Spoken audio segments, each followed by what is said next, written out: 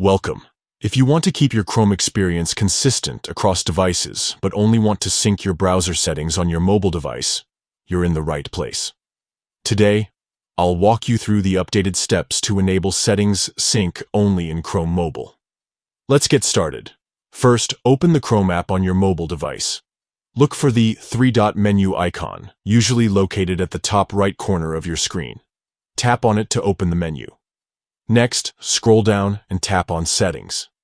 This will take you to the main settings page, where you'll see your Google account information at the top.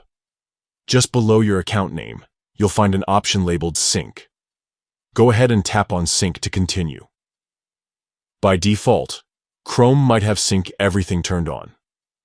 This means all your bookmarks, history, passwords, and more are being synced across devices. But if you only want to sync your browser settings, you'll need to turn this off. Find the toggle switch for Sync Everything near the top of the screen and tap to turn it off.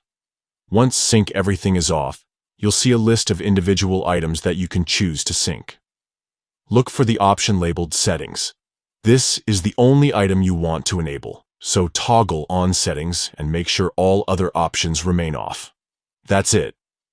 You've now set Chrome Mobile to sync only your browser settings.